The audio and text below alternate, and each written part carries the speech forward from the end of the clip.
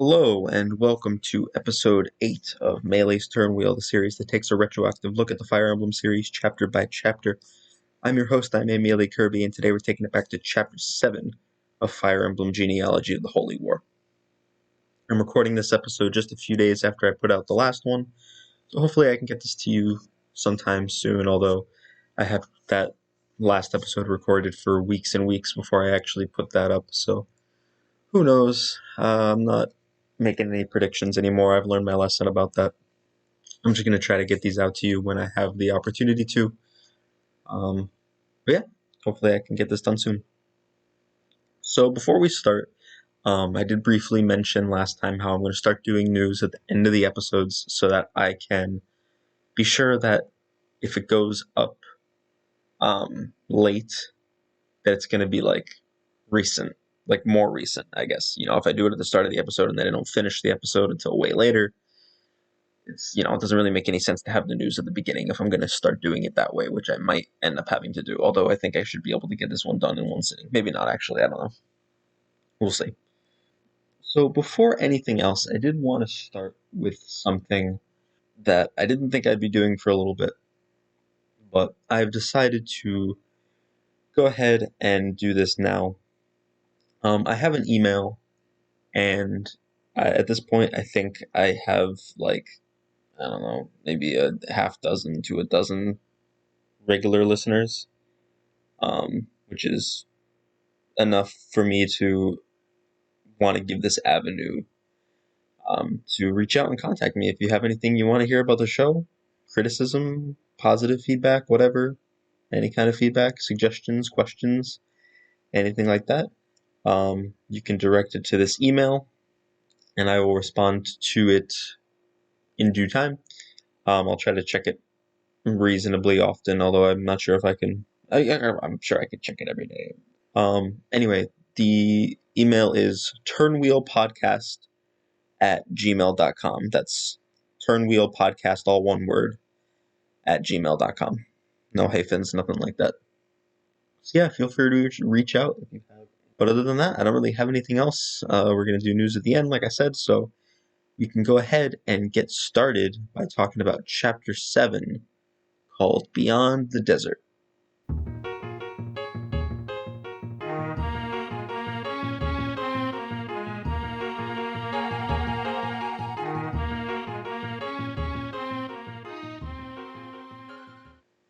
This is a really, really interesting chapter. I think that in some ways, this is one of the best chapters in the game, and I do really mean that. And I don't think that this is a super popular chapter. I think that it's.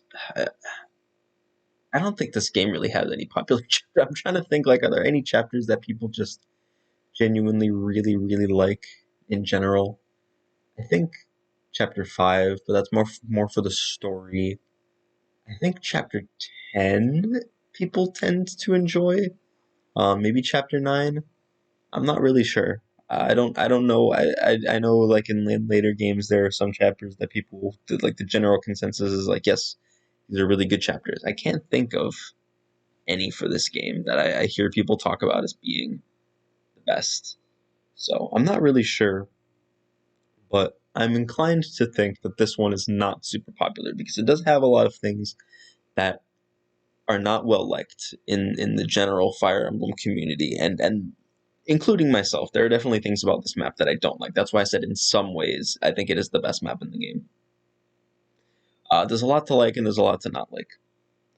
But before we get into the actual map design, let's talk about the story. So at the end of the last chapter, Seliph had just taken back Isaac, basically. He took back all of Isaac and liberated it from the Empire. And this is a big deal. I think, they never explicitly say this in the game, but the implication is that most resistances get stamped out immediately. So the fact that one was not able to only grow to this size, but also to actually accomplish something this impressive is a big deal. And word is starting to spread about Seliph and the resistance. It kind of inspires other rebellions to sort of come into play, but they all kind of get stamped out pretty much immediately. So Leaf has started his own rebellion. Leaf is Quan's son, and Leaf has sort of been doing his own resistance effort off screen. Although that is actually the focus. In case you didn't know, that resistance effort that Leaf is putting up is the focus of the next game in the series that we're going to be talking about. So you'll have that to look forward to. But anyway, at this point, he has suffered heavy, heavy casualties, and he is not going to be able to hold out for much longer. So Seliph has decided to go and help him out, join forces, and hopefully combine their strength. To get there, though, they need to cross the Yied Desert, which is sort of under the control of the Loptyrian Empire, which are the big bad evil guys of the story. Besides the Granvale Empire, the Loptyr Empire is sort of the behind the scenes manipulator type guys.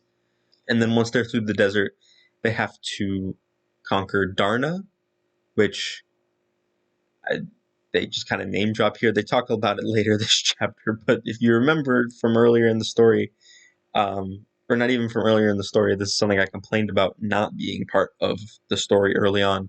Darna is a big deal in this world, and they kind of just brush past it here. I don't really know why they don't even mention anything about it at the start here, but I don't know. That's not really that important, I guess. And then they also have to conquer a place called Fort Melgan in order to get to, I believe it's Manster or Ulster. No, Ulster. Yeah, it's Ulster. They need to get to Ulster and help Leaf because that's sort of where the enemies are attacking Leaf. It cuts over to Leaf, who is with Finn, and Nana, who is the daughter of Lachesis, Diarmuid's sister. And they're not having a good time. Leaf or Finn kind of reports to Leaf that every single soldier that they had sent to Ulster had been killed. And Leaf is very unhappy about this. He's genuinely extremely upset. He's like, damn, I really thought we were going to get the upper hand here. I thought this was our chance, but we ended up just screwing everything up. But they know that Seliph is on his way, and that hopefully they can meet up and turn the tide of the battle. Leaf says something here that makes me question some of the stuff that I don't know how to word it. At the end of or during my discussion about chapter 5, something that I brought up was the question of when or does Arvis know that Deirdre was originally married to Sigurd? And the reason I ask that is that, at least retroactively, 17 years after the fact, everyone else seems to know that that's true. Because Leif talks about Seliph as being the son of Sigurd and Deirdre, Princess Deirdre. So, people know about this. So I can only imagine that Arvis must know. Did he know the whole time? It's never made clear, but obviously he knows now. Which has some interesting implications on his character. Unfortunately, I don't think we see Arvis for another. Do we see him at all until chapter 10? I don't think so. That's one of my biggest criticisms of the story of this game is that they really kind of don't handle Arvis very well after the time skip, in my opinion. But we'll get there. Or I guess I shouldn't say that they don't handle him well. I think he just doesn't get enough screen time, in my opinion. But again, we'll get there. So Leif and Co. decide that they're going to abandon the castle that they have been guarding, which is Leinster, because Bloom is on his way and they won't be able to hold out there for very long. So they decide to run away, basically, and let the castle fall, but they live to fight another day. We then cut to a thief fleeing from the Yied Shrine, which is where the Loptyr Empire is kind of based in this area. And I say thief rather than giving them a specific name because normally it's going to be Patty. And I guess, everything I said about Nana earlier, you could swap out her substitute. I think Jeanne? I don't know if I'm saying that right, but oh yeah. So this is my first substitute character, Patty, or no, Daisy. If you remember, I got 4 substitute characters: Bridget's kids and Sylvia's kids they're all the substitute characters for me. this is going to be an interesting experience. I've never played with any of the substitute characters before, and for the most part, except for like Iselo, who like Fivale isn't very good anyway. So his substitute being Iselo doesn't really make a difference for me. All the other ones are kind of just like they're all utility units, so their skills and stats and things don't really matter all that much. So I think this is a good way to try out substitute characters for the first time.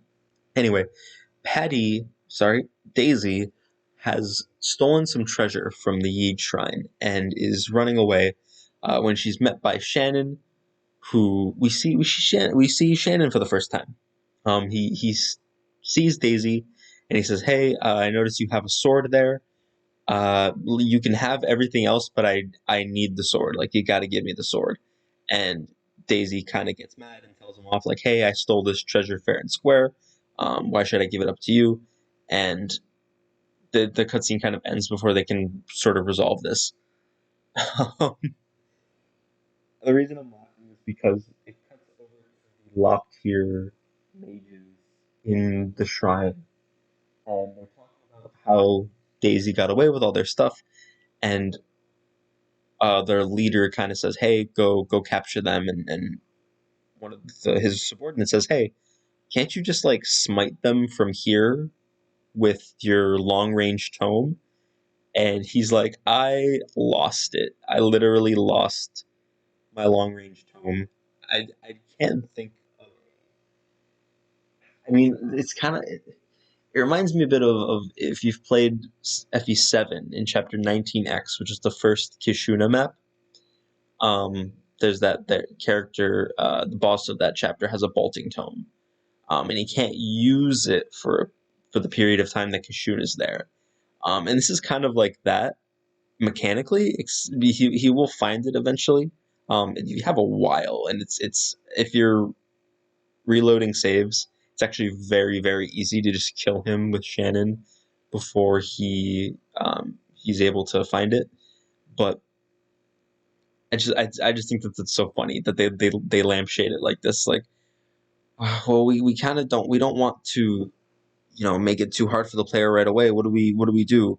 And they're like, oh well, we can have him, like, we got to have him like not have the long range tome at first. But how do we do that? How do we make it so that he doesn't, like, why would he just not use his long range tome if he has one? And someone in the room was like, well, what if he just lost it? What if he just couldn't find it? And everyone's like, all right, well, give this man a raise because that's what we're going with.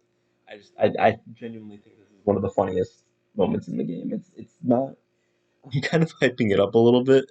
Like it's not that funny for like most people aren't gonna like see this and think it's that funny. I no, bandits are really the only Fire Emblem villains that ever get treated with this level of levity, I guess. Normally, when especially the big bad like dark mages are treated with such a serious tone, such a dark atmosphere. They're creepy, they're um, sinister, and they're dangerous, and you feel like they're threatening. This fucking guy is just treated as a goddamn joke, and I don't mean that as a criticism. I think it's great. I think that the Loptyr Empire is. I'm not super invested in them as villains. They kind of fill the role of bandits for me in this story, to be completely honest, in terms of how invested I am in their in them as a threat. So I think that this is perfectly appropriate, and I'm spending way longer on this than it probably deserves, but I just thought it was interesting that this they, at least as far as I can remember, and as I go through the series, maybe I will find an instance of this again. I cannot think of a single other time in this series where a villain that is not a bandit, and especially not a dark mage, is treated like a joke in this way. I just think it's a unique moment that I thought was really, really funny. In a game that is, on the whole, very dark and kind of gritty and atmospheric, this game does not use humor a lot. Um, some of the stuff with the dancers is kind of funny. but otherwise it's very like grim for the most part.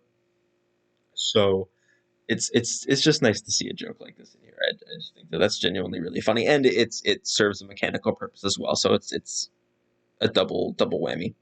We then cut to Seliph and Lewin, who are talking about the Yied Desert and sort of what they need to do.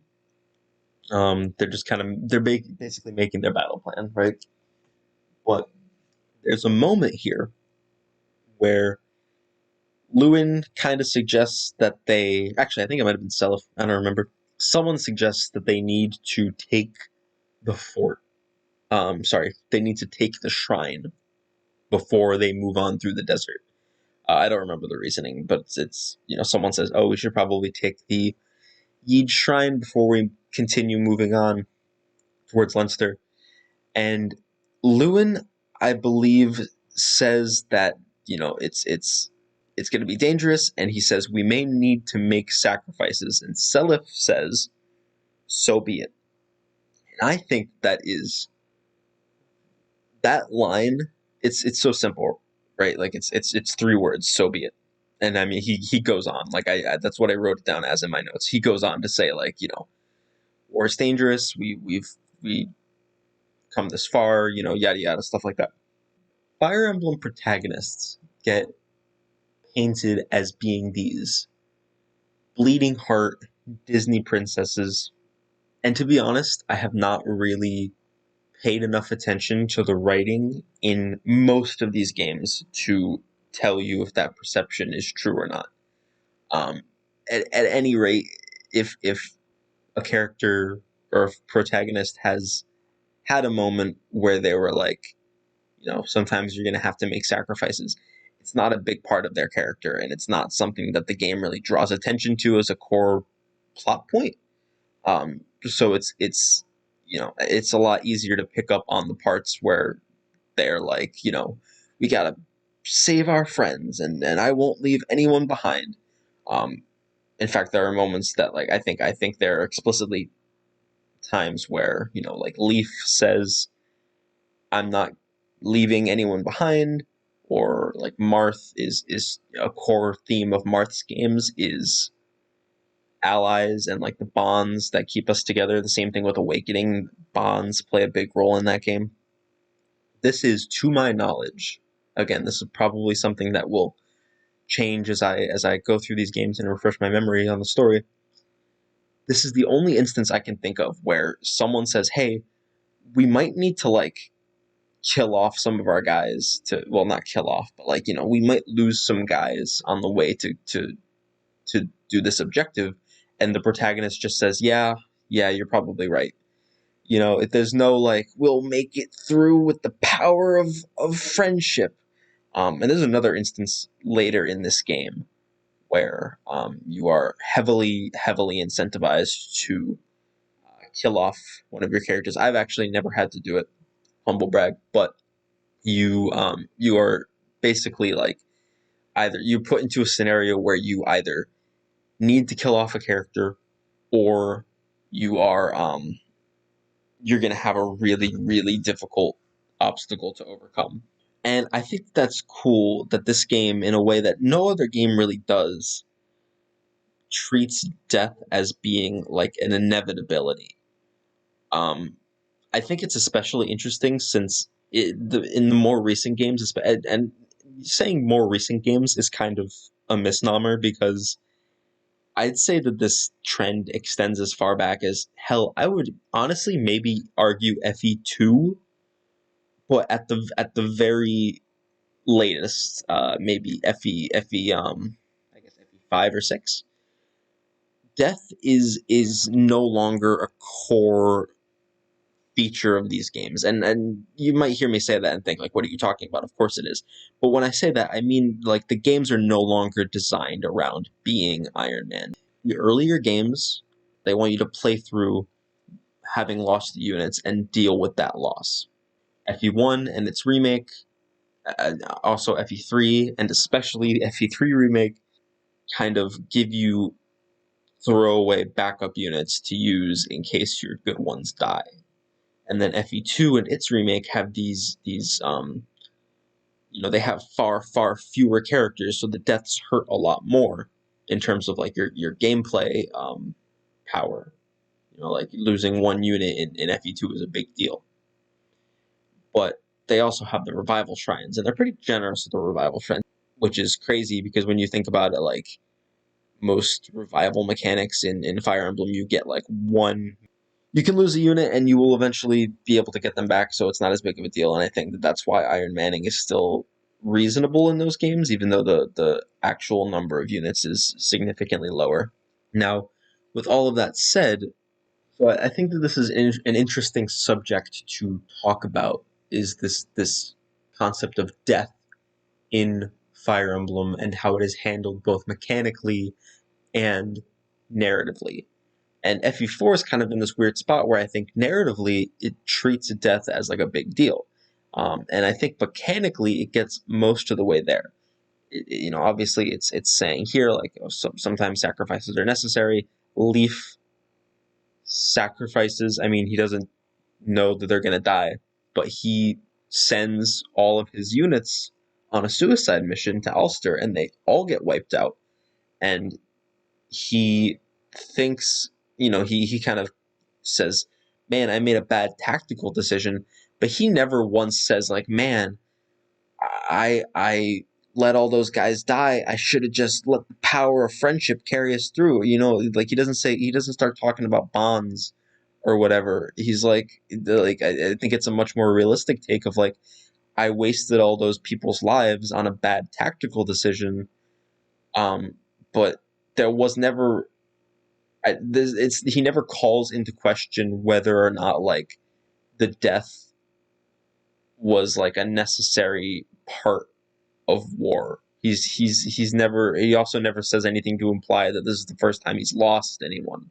So I think that even when death is being treated as like this big tragedy, it is still with the caveat of like, yeah, but it happens, and maybe that's just my interpretation, but I kind of get the sense that Leaf is kind of blaming himself more for like their lives were wasted on a strategy that did not work, rather than it being like an unnecessary sacrifice to begin with.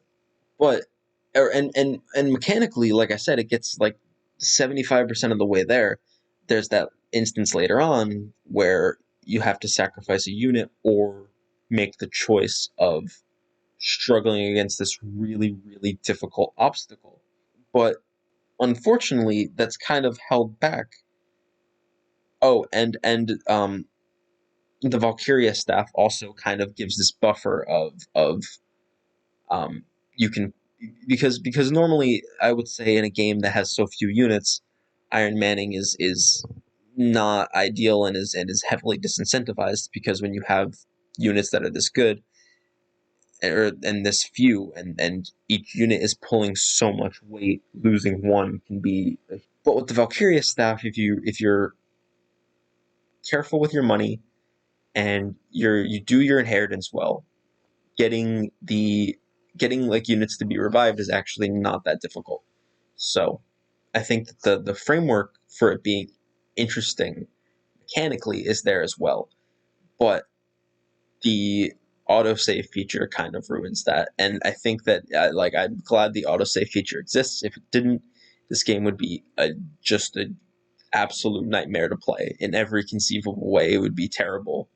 Probably like maybe the worst Fire Emblem game. I think the autosave is genuinely that big of a game changer that I think it would propel this from one of my personal favorites to being one of my least favorite in the series if it was not there. So I definitely do not think that they should not have put in the autosave.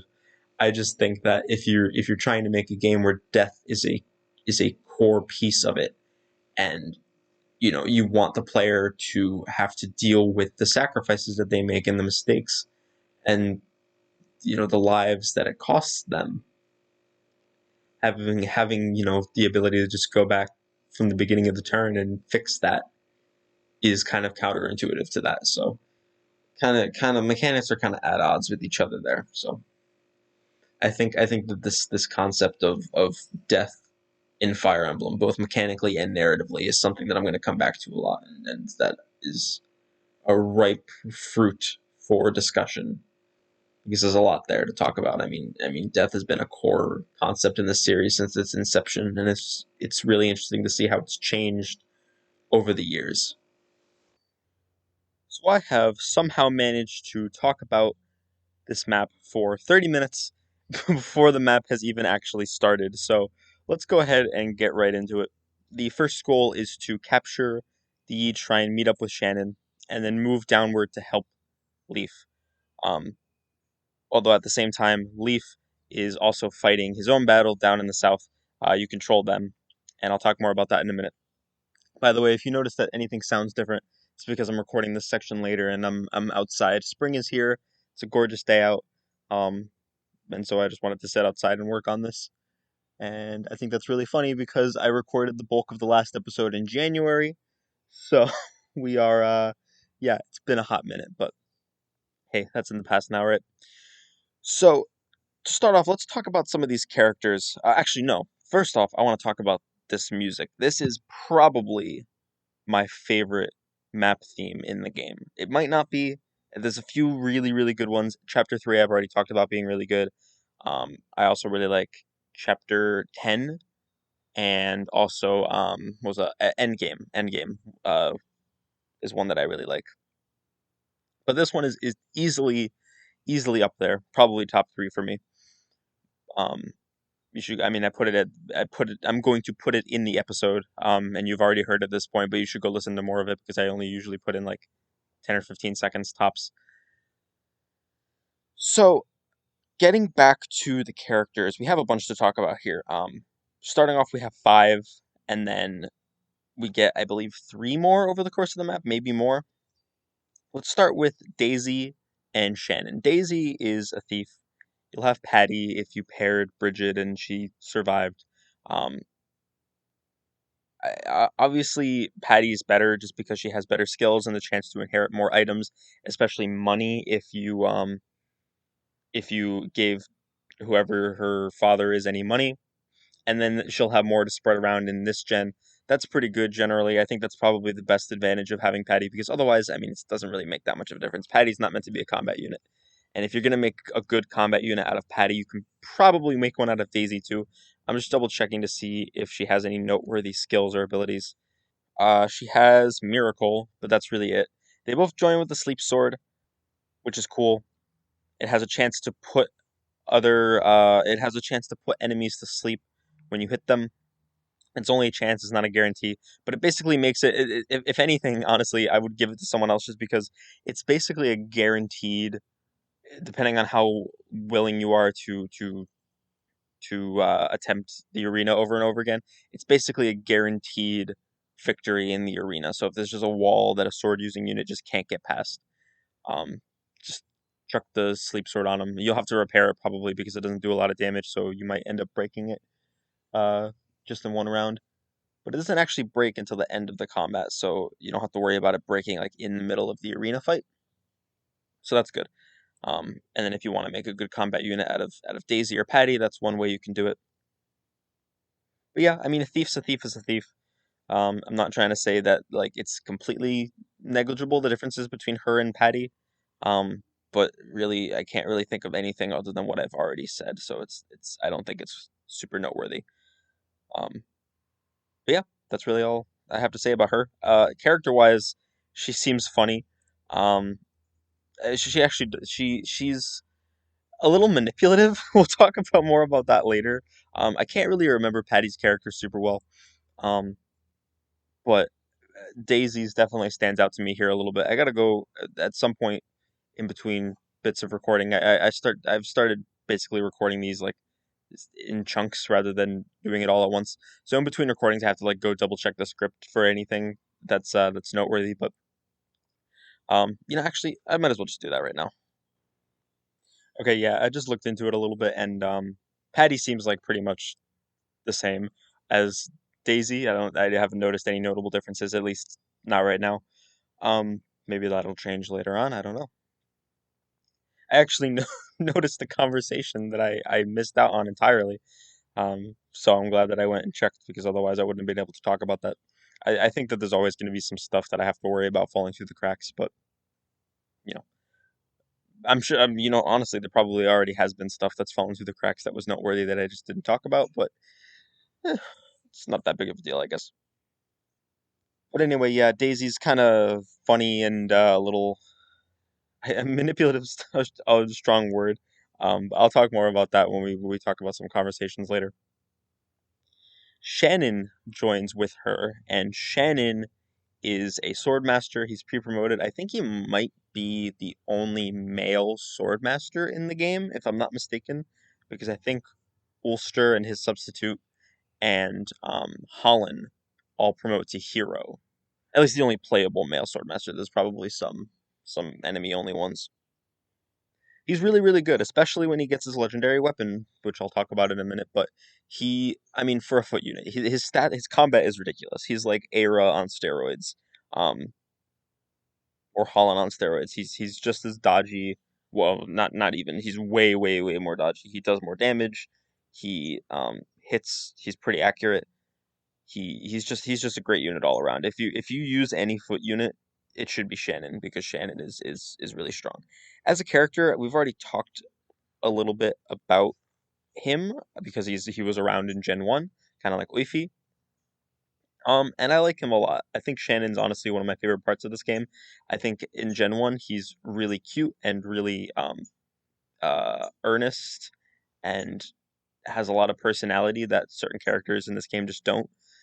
So I think that it was great to see him come back. I think that that um gen the whole generational gap thing in this game would have a lot less weight if Shannon and Oifi weren't there. I think seeing those familiar faces and how these past 17 years have changed them, both for better and for worse, is a really interesting aspect of this game that I'm just really glad was put in. I think that if it was just the kids of the previous generation, it wouldn't have been nearly as cool. I haven't really gotten enough experience with him in Gen 2 to know how he is in Gen 2. I haven't played around enough with him to be sure. He seems cool though. I mean, he just seems kind of fun.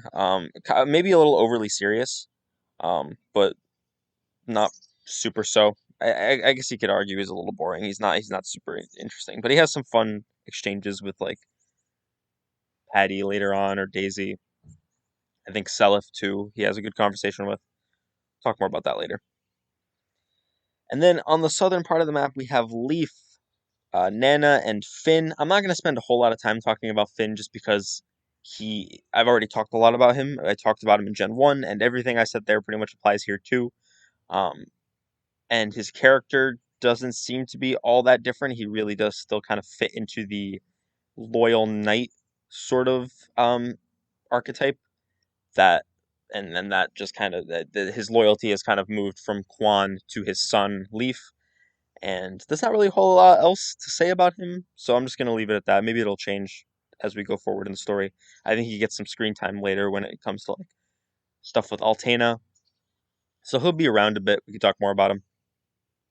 Leaf is interesting. He is the Gen 2 equivalent of Lachesis in terms of gameplay. He is a prince, um, as opposed to a princess, which is what Lachesis was, and he is really, really bad. He has terrible stats. He can only use swords. He can't even heal, like the way Lachesis could. So he doesn't have access to that, like his own experience pool. He does have to fuck off, bird. He does have to steal experience from other people, or fight in the arena, which he's not always going to be able to do. Now that I've kind of talked about giving sword units the sleep sword to help them out in the arena, that might actually be a really good idea. He has the bargain band for me, so he'll be able to get access to like the pursuit ring and stuff, which will be nice. And then all that's going to be worth it because eventually he will promote to Master Knight just like Lachesis did, and he will have A rank in everything except light magic, which he will have C rank in. He has really good stats, a horse, and just it's just a fantastic unit all around. So it's really a matter of like, do you think that having a phenomenal unit is worth putting up with um, garbage, basically? Um, it's like I mean, I don't really want to make this comparison because it's not at all fair. It's like comparing one of the best units in the game. Maybe not one of the best. I think Leaf is a little overrated as a gameplay unit. I think he's a lot of fun. I'm definitely using him, but I always hear him talked about as being like the best, one of the best units in Gen 2. I don't know about all that. I think that it's kind of hard to call him one of the best units in Gen 2 when you have monsters like Ares, which we'll talk about later. I think arguably Seliph is a lot better because he's in a similar situation, but is um, probably like for the average player, probably going to be better for the most part. I don't know. Maybe he is. I mean, he does promote to a mount, and having A rank staffs on a mount is a big deal. Only other character replicate capable of replicating that is a Fee who is Claude's daughter. I think I'm pretty sure that's the well, and then obviously like Hess's. Um, but yeah, I don't know. Maybe I'm talking out of my ass here a little bit. I just think that it's hard to say that even if this unit turns out really good, if you have to put up with so much garbage to get them there, especially since to get good items on him, you have to also not have them for the last two maps of Gen 1. I don't know. I think it's a little bit of a I don't know what the right word is. I just don't think Leaf is as good as everyone else seems to. I think he's still good. I don't think he's a bad unit by any means. I just don't get the vibe from him that I think other people do. Maybe I'm just not seeing something. Maybe this is just a part of this game's meta that I'm not thinking of. But I don't know. There's a woodpecker sitting on a bird feeder nearby. He's trying to figure out how to get this food. He's just kind of shuffle around the side of the cage to duck his head in to get food. This is very entertaining. I'm very glad I decided to do this out here. All right. Uh, character wise, again, not enough really to say about him. Again, and also like with Finn, he gets more screen time later when Thracia and Altena come back into the picture. Right now, he's kind of lame, and that's a little bit hard for me to say. The downside of doing this outside is that there are cars, and I really hope that it's not picking up too badly all these birds in the background, but we'll see, I guess. What was I saying? Oh yeah, Leaf. I think Leaf is actually one of the best lords in the series if we're talking about his Thracia, like because Leaf is the main character of the next game in the series, so he gets a lot more screen time there, obviously, and he's a lot more interesting there. He goes through some really cool character development moments, and I'm gonna have a lot more to say about him when we get to that game. But for right now, he's kind of I mean, I think there's some interesting moments where you find out that he finds out that all of his men are dead. Um, he has a really great scene with Seliph later that I'll talk about when we get there. It's like towards the end of the map. Well, I got it towards the end of the map. I guess you could get it theoretically pretty early, but I didn't. And then Nana is just the troubadour. She's a mounted healer. That's pretty good. Um, unless you made her dad someone who has good staff rank, like Claude or actually I think that's the only father that can boost her staff rank. Yeah. So she's the daughter of what's a Lachesis, and in my case that would be Beowulf. So she's actually going to be pretty strong. She has a good strength growth, and then I can't remember if she gets pursuit or not because I don't remember if that's Beowulf's personal skill or if it's a class skill of the Free Knight. But either way, she's gonna hit like a truck, believe it or not. I mean, she has pretty bad strength to start out, but and bad weapons too. But the real reason you come to her is you have someone who can use a staff. But the point I was trying to make is that um she only has C staves, so she's only going to be able to use like the worst staves uh like heal and return. And I don't even think she can use mend. Oh, I could be wrong about that. I don't know what her staff rank is when she promotes. I guess I'll check that. Yeah, okay, so she still has C rank. when she promotes to paladin. But I mean, it's still nice to have. It's like, would you rather have like really good staff utility on a foot unit? In that case, use Lana or Mana or whoever you have, or do you want like like all right staff utility on a unit who can be more versatile in where they move? In that case, you're gonna want to use Nana. There's no reason to not use both, obviously, and especially in a game with no deployment limits. So I'm just gonna use both. Um, if you make Claude her dad, she can actually be really good because she'll have A ranks. Actually, no, no. Oh, I learned something new. I learned something new about this game. So I found out that um, having minor holy blood in a a weapon type. So like for example, the Bragi holy blood is associated with stabs. I always thought that having minor holy blood boosted your staff rank to A in the associated weapon type. I was wrong. It turns out that it only boosts it by one rank. So if she has C at base, she would only have access to B. So that actually changes my conception of how to make characters good. And actually, what I said just a minute ago about having Claude as Fee's dad to boost her staff rank would not. Well, I mean, it would boost her staff rank as a Falcon Knight, but it would not boost it to A rank. It would boost it to, I believe, only C. I'm pretty sure, or B. I'm pretty sure she only has C at base. So that's a bummer. That means that the only mounted staff unit in the entire game is, well, Lachesis in Gen 1 and then Leaf in Gen 2. Mounted A rank staff unit. Um, which gives them even more of a niche, I guess. But yeah, I found that out because I was looking at Arthur, and Arthur has B rank Thunder, and I thought, wait a minute, that doesn't make any sense. He should have A rank. But I looked into it, and no, he has C rank normally. Like if he did, well, not normally, but if Teal 2 wasn't his mother, which she always will be, but if she wasn't, if he didn't have the Tordo Holy Blood, he would only have C rank, and so it gets boosted to B. So I learned that. I did not know that.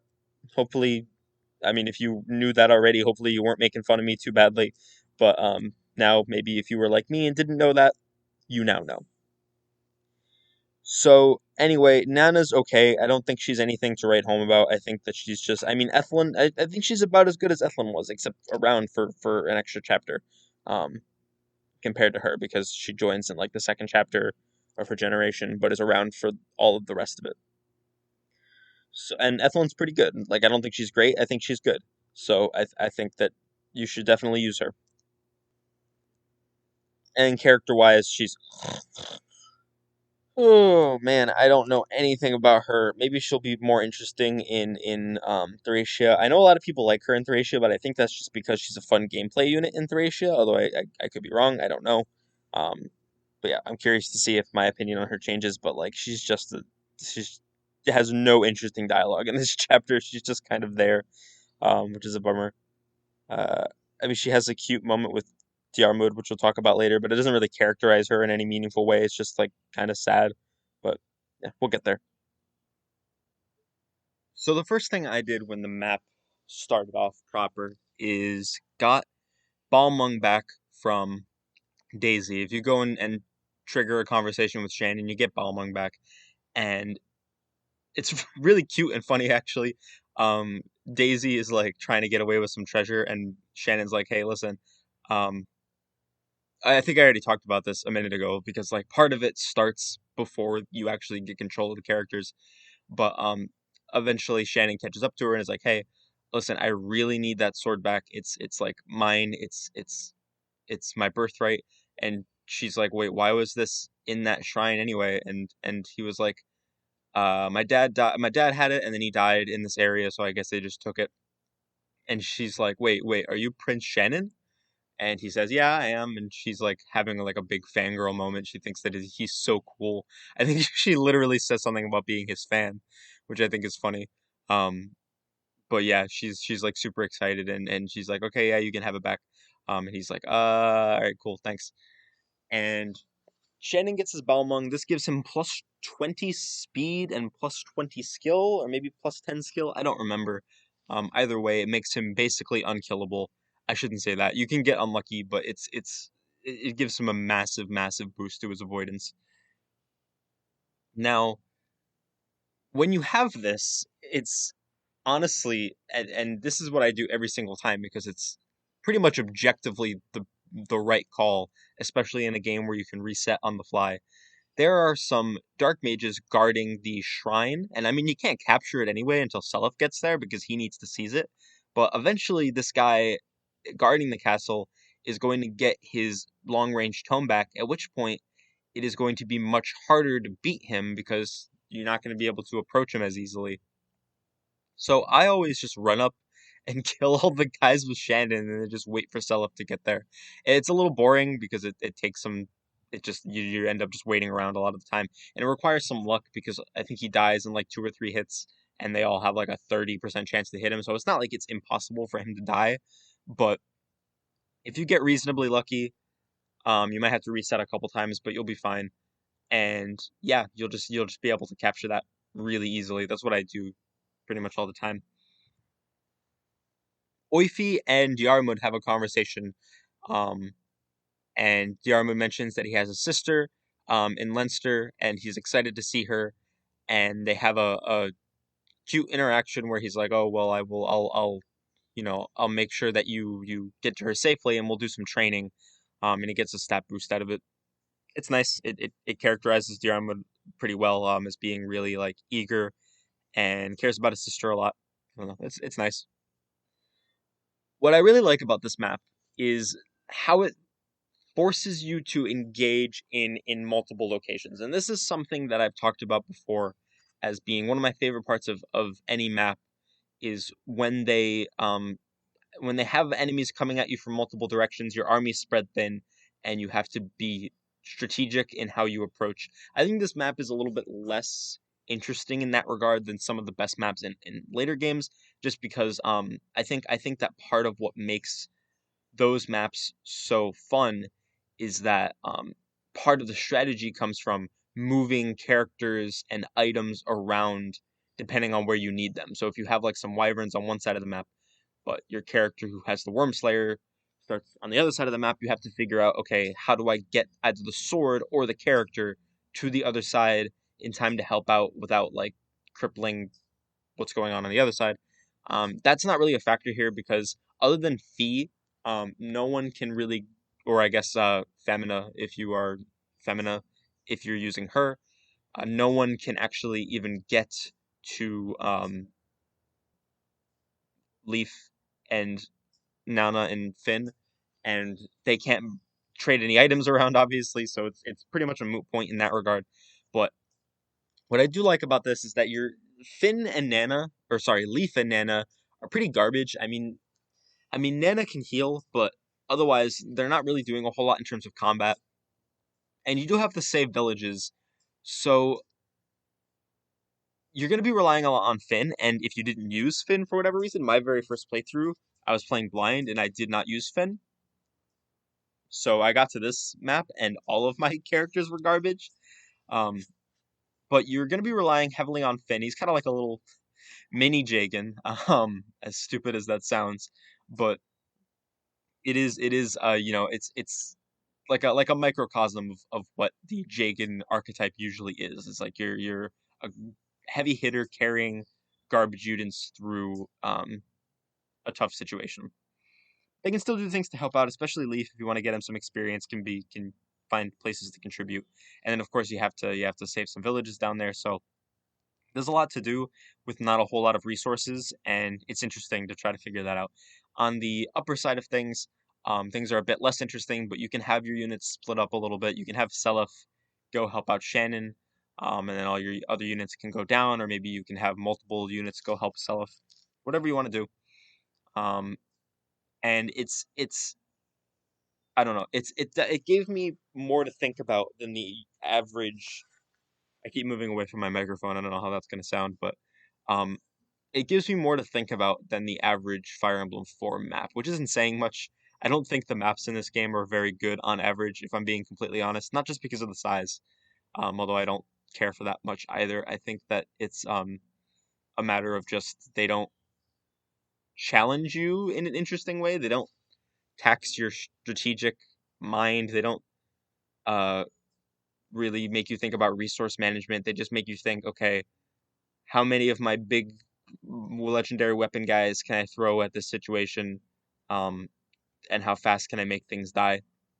That's not always true. That's not giving the game enough credit. I think if I were to say that that was always the case in maps like this, obviously there's an exception, and then of course, in earlier maps there are individual instances where other units have to contribute as well, and maybe especially before you get legendary weapons, one unit might not be the answer to everything, but it definitely feels that way sometimes. So that's definitely something that's been sitting with me a lot as I've been playing this game is really I just don't find the maps to be that engaging. I think the gameplay in the maps is really good. I really like the gameplay systems that are here. I've talked a lot about that, how I like the gold system and the item management system. I just don't think the game really makes you it's a lot of macro strategy in terms of inheritance and figuring out what items are going to go on which characters for them to get the most use. But on a micro level, on a moment to moment gameplay level, you're really not doing a whole lot of decision making. And I think that it's fine to have a game that focuses on that macro experience. Um, I just don't know if I would like to see it become a series trend, and it hasn't. So that's good, I guess. I think it's an okay experience for one game, but it's yeah, I'll leave it at that because I've talked a little bit about this before. I'm sure I'll talk about it more in the future, but this map's fun though. I like that it's one of the few instances of having to think on that micro level and make good strategic decisions in the moment, um, without even if it doesn't really reach the highs of later games in that regard. There's a cutscene that we see that takes place in Darna, which is kind of the middle uh, castle in this map. There's a couple castles below it and a couple castles above it, and we meet. Hi, oh hi puppy. We meet Ares and Layla, and Ares looks a hell of a lot like Eldegon, so you'll probably figure out who he is right away. But he confirms it immediately as well by saying that he's heard that Seliph is on his way, and that he wants to kill Seliph because Seliph is the son of the man who killed his father. And Layla has to basically say no. That's probably not what happened. Wasn't your dad a knight and wasn't Sigurd a knight? They probably just had to fight because their countries made them fight. That's kind of just what knights do. And he just kind of gets mad and well, actually no, he doesn't even get mad. He's kind of like, yeah, I guess you're right. This is I'm gonna talk more about this. I'm gonna have a whole rant about this later, but this is a sneak preview I'll give you right here. I think Ares' character is fucking garbage. I love Ares. I think that he is maybe the most fun gameplay unit in the game. I think he's a ton of fun to use, one of my favorites. Um, but as in terms of how he is written, I think he is really, really bad. I don't think he's like a bad person or anything like that. I don't think he's like a shitty um one note character, I guess. I think there are definitely way worse characters. I definitely also think that he is a very inconsistently written character, which is kind of something I complained about with his dad, ironically enough. But Ares takes that and dials it up to 11. It's really bad, but again, we'll get there when we get there. Once Seliph and Shannon meet up, they have a conversation where Shannon almost casually says like, "Hey, yeah, I heard you took back my country for me. Thanks, pal." And they just have a cute interaction. Um, I don't. I guess Shannon uh says to Seliph that he's getting some muscle on him, um, and that he kind of takes a second to reflect on something. We don't really get to know what it is, but I imagine he's kind of thinking about maybe Sigurd and how Seliph is comparing to Sigurd at this point in his life. And it's just a really cute moment, and it makes you stop and remember that like yeah, we didn't see most of it, but or any of it, I guess. But Shannon pretty much raised Seliph along with Oifi, and I'm sure like obviously the help of the villages that they were hiding in, the people of the villages that they were hiding in. Um, Shannon's been one of the most consistent figures in his life. I mean, other than Oifi, again, probably the closest thing to a father figure he's had, at least that we get to see. I don't think that we never get to have that scene where he goes into a village and it's like, oh, it's that guy that raised me for 10 years, and it's just a random generic village portrait. That would be really funny, but no, it's cute. It's wholesome, and I like Shannon a lot. It's a great interaction. So this next part is a detail, I guess not a detail, but a section of the story that has sparked some discussion and some controversy is maybe the wrong word, but at least not in the way that we typically think of it. Like it hasn't really sparked any um outside people to be like, whoa, what's going on with Fire Emblem?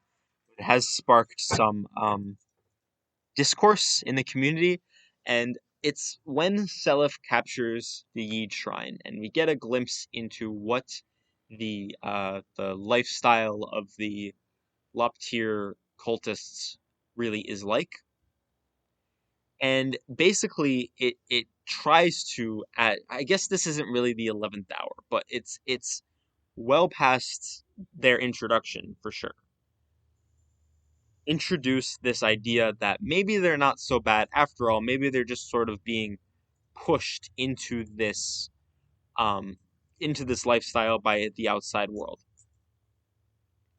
And I have a lot of thoughts about this, and I don't want to apply too much real world equivalency here. I think you can for sure. This isn't really the show. This isn't really what I want that show to. That isn't really what I want the show to be, though. And I hate when people say, "Oh, you shouldn't make video games political," because really, usually what they mean by that is don't say things that I don't like in the context of a video game. Um, and it usually a lot of the time has to do with like the rights of women and minorities and transsexual people. Um, and people don't like that, so they say that things that make me uncomfortable in video games is making it political. And I hate that. I hate that a lot, and that is a conversation for a totally different day. However, I am definitely of the mindset that I don't want to. I've used the term neo Nazis um, as sort of shorthand for what this is, because I don't think that they are. I don't think that the Loptyr cultists are similar to neo Nazis. I think that some of the rhetoric that is used to describe them here is similar to some uh, real world justification of um, Nazism and general like what's the term, hate, and I don't know. The point I'm trying to make here is there are definitely real world parallels that you can draw here. And in that context, I think that what is being said here is slightly problematic. Um, but at the same time, I don't super care. This was a game that came out in the 90s in a completely different culture, um, both from what ours is now, or I guess I should say what mine is now, what mine was back then, even though I wasn't alive back then, and even from what Japan's culture was like at that time. It's a game from a completely different point in history, and I don't necessarily know how well you can hold it up to that level of scrutiny. But at the same time, when you hear stuff like, "Oh, they became child murdering Satanists because the world was just so mean to them," it makes me raise an eyebrow and say, is that really the angle we're taking with this? Is that really what this game is going to try to tell me is the real problem here, is that the child murdering Satanists weren't treated well enough. And it's sort of like a chicken and egg scenario because I don't know what came first and what made what worse. It's implied that at first the Loptyr cult didn't really do anything wrong. And this is sort of something I've questioned before of like what is the Loptyr cult really? Is it people who engage in these horrific acts, or is it just people who are descended from the original Loptyr cultists? And the game kind of tries to push that second one of like, oh, um, they're they were only persecuted because of the blood in their veins, um, and they were treated so badly. And I can definitely see that as being a motivator for some people to turn to a solution that they feel is justified in the world that they have been presented as being this cruel, hateful, spiteful world against these people who have done nothing wrong. Um, I can get that angle of it. I definitely, if that's what the game is trying to say, I can see that as being fine. Um, but there's also a really because we never, other than Deirdre and I guess Arvis, kind of, we never meet anyone and their kids. We never meet anyone who is not evil, who is a Loptyr cultist. Not in this game, at least. In the next game we do actually we get a playable unit who is a Loptyr cultist. I believe is his story. Um, so I don't know. There's a lot to unpack here, and it's not. It's a villain backstory that I think is excessively rushed and not well thought out. Um, and is maybe a bit less compelling than I think people give it credit for. Um, but I'm gonna get off my soapbox now because I don't think that this really bears this much discussion when it was clearly such an afterthought um, in the story. I mean, afterthought is maybe a bit harsh, but it definitely doesn't feel like they were like trying to make the Loptyr cult out to be like it doesn't feel like this was their goal with the Loptyr cult. It didn't feel like they said, all right, or Kaga, I guess I should say. It doesn't feel like Kaga said, all right, I want to make a story where the villains are super sympathetic and tragic and all of their actions are perfectly understandable when you view them through this lens, even if they are evil in the end. Instead, it feels like he made this generic kind of Satan worshiping cult and then tack this on as kind of like a oh well as just some intrigue to the story. I mean, I have no idea what his thought process was when writing this game. Of course, I could never know that, but that's just the implication I get. If it was intended to be something deeper, either content was cut or it was really just not as interesting as he thought it was going to be because I it's not even really clear to me still about what is and isn't part of the Loptyr cult, um, and what is meant to be being said here. And maybe that's part of the point, right? Maybe the game just doesn't want to spell these things out explicitly to me. It's not like I'm saying I don't want to have to think for myself. Maybe they want you to think and come to your own conclusions on whether or not the Loptyr cult is justified in what they're doing. Or I guess I don't think anyone would argue that they're justified. I think more is it like how understandable is it? Um, but yeah, I don't know. It's kind of a mess, and I don't think it was as compelling as it could have been. I don't know how much people stand the Loptyr cult. I don't hear a lot of people talking about like wow, the my favorite villain faction in the series is the Loptyr cult because they're just so de- they're so depressing and their backstory is so sad. It actually reminds me a lot of what they tried to do with the Awakening villains. Um, the difference there though is that there's a couple that I mean I maybe shouldn't be saying that FE13 did something better in its story than FE fucking 4, but I'm gonna say it because I think that if you want to take a look at a game that did this concept kind of well, not great, but kind of well, FE13 does, because the plot there is that Plegia is the main villain faction for the first part of that game, and they do some really messed up, horrible shit. They even have cultists who kidnap people and do evil things. And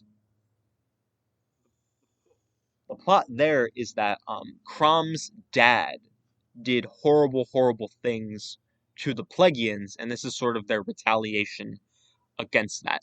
So I think if you wanna do this kind of thing well, you could take a couple pointers from FE13 because not only do the main characters have a stake in this. I mean, that wasn't like some long ancestor or like a nebulous like these people did something. That is the father of the main character of the game. That's a big deal. That's like if you found out in Gen 1 that Byron was like going around slaughtering innocent people just because they were descended from Loptyr cultists, you know? That's what the equivalent of that is. Um and that I feel like that would have made this have a lot more weight and a lot more intrigue. But then I think also part of it is that the face of Plagueia in that game, Gangrel. I don't know how popular of an opinion this is, but I think Gangrel is one of the best villains in the series.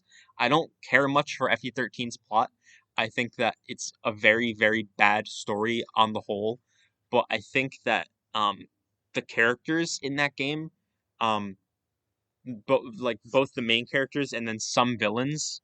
Actually, maybe I even shouldn't even say some villains. I think most of them are pretty bad, but I think Gangrel is a genuinely fantastic villain. He's full of personality, full of character, and has a clear motivation and purpose, and it's just great. He's just a funny dude. He makes jokes about farting, and has this and when Crom goes on his hero speech, he's like, "All right, are you done? Can I vomit now?" It's great. It's just fantastic. I love Gangrel, and there's nothing like that for the Loptyr cult. There is nothing. The closest thing the Loptyr cult has to levity is this guy who lost his motherfucking bolting tome in his huge palace. Like, dude, I'm still not over that. But no, Manfroy is not a good villain. He's not an interesting villain. He has no personality. Arvis isn't really a part of the Loptyr cult, and even if he was, I mean, I think he's a good villain, but I don't think he's fun or interesting. I think, or well, I guess he's interesting, but I don't think he's interesting in the sense of he's like a good personality villain. I just think that he has interesting motivations. I don't know. I just think that there is exactly one thing. Maybe there's more. Maybe I'll think more about this as I go on with both games. But I think it's funny that this is the one thing that FE13 arguably did better than FE4. I probably won't be saying that again. I probably made a lot of people angry saying it now because FE13 is one of the most panned games in the series when it comes to its narrative, and this is one of the most beloved. But I genuinely feel this way. I think that um, this is just not a good way of handling villains, and I think that the Loptyr cult is a not a good antagonist organization. I don't think any of the characters that come from this group are good or interesting, and I don't think that this backstory adds anything meaningful to the narrative other than. I mean, it gives Seliph more to think about. I guess this is kind of the chapter of the game where Seliph learns a lot of lessons. And in fact, after he sees this, uh, Lewin kind of says the theme of the game, or at least the theme of this section of the game, out loud to Seliph, and he says, "Good and evil can't easily be reduced. Good and evil can't be easily reduced to such simple black and white ideals." And yeah, I mean that's what the game is trying to tell us here, right? But it's is it really trying to say that um, they I think it's trying to say that like not all op tier cultists are bad, or like they're not inherently evil. They were kind of pushed in this direction by things that happened to them. But there's nothing in the game that illustrates that other than this one cutscene. It's not that I remember. Maybe there's more later, but not in this chapter. That's for sure. Um, I'm done. I'm gonna stop ranting now because I could go on about this for a really long time. But yeah, that's kind of my 2 cents on it. This is kind of the part in the game where the Loptyr cult gets a spotlight and is discussed in detail more so than any other part in the game. So I think that this is probably the best section to air my grievances with them as a concept and yeah, get that out there. So thanks for listening to my TED talk. I have to stop recording now because I got to go do other stuff. But um, yeah, I will. I'll be back with the next sections of the map at some point, probably. There is actually a line here that Lewin has that I really like, and I'll say that real quick because I forgot about it, and I think that this kind of illustrates more maybe what the game is going for. And he says, "Hate the evil which lurks in us all, not the individual." I don't know if that's an exact quote or if that's me paraphrasing, but that's something similar to what he says. And obviously, what he kind of means by that is, or what I interpret that to mean at least, is everyone has the capacity for great good or great evil inside of them. No one is born with an innate talent or desire to do good or to do evil. Um, Now, while I agree with that, and I think that that is a great message overall, because I think that's 100% true, it's a little bit counteracted by the fact that the main villain of this game, Julius, was literally born evil because of his bloodline. And I think that if you're going to have a game where you're trying to say, oh, anyone is capable of evil and you shouldn't hate the individual, hate the, or even the group, hate what they represent, and challenge that rather than, hating all people who, hating someone who does bad, um, hate bad wherever it may be. If you're going to tell that story, that's fine. That's great. I love it. Maybe don't also put it in a story where, and then also, characters like Deirdre and Julia are like these pure maidens who have the power of God within them and can smite down evil. It's like I don't I think those two things kind of run counter to each other. Maybe not. Maybe I'm just not conceptualizing it properly, and maybe it's actually genius and I just don't get it. Um, Feel free to call me an idiot at email me and tell me your thoughts at turnwheel podcast at gmail.com, and I will be sure to read it all. Um, please don't call me an idiot. I'm very sensitive. After capturing the Yied shrine, Seliph has a conversation with Daisy and also Patty, but Daisy. I'm not going to keep doing this. But it's funny because there's such big gaps between when I record that I forget that I've already established that I'm not going to repeat myself on this subject over and over again. But yes, Daisy and Seliph have a conversation here. It's pretty mundane for the most part. It's funny. This is where I was kind of saying that Daisy kind of shows a little bit of a manipulative side, where she gets all. I mean, I'm kind of maybe reading into it. I'm pretty sure the implication here is that she's full of shit. But what happens is that, um, well, I guess I should lead with what Seliph says. So Daisy's like, "Hey, I want to join your army. I want to be with Shannon. I'm a thief. I can get money for you." And Seliph has a really interesting line here, where I mean, maybe interesting is the wrong word, but he says, "I've no use for money tainted by a thief," and I think that that's a cool line because it shows that he's like this sort of moral paragon. I think it's funny. It's going to be funny moving forward to see kind of how each lord interacts with the thief of the games. Because every Fire Emblem game has a thief. I think I don't know. There are a few maybe that don't, but I'm pretty sure they all do. I think maybe Shadows of Valentia doesn't have one, or Gaiden by extension. Anyway, um, this just seems like the generic good guy answer, which it is. But I think that it will be funny in retrospect to see because I genuinely can't remember any other time where a thief has been talking to a lord, and the lord's just like, "Fuck off! I don't want your money. I don't want our money to be stolen."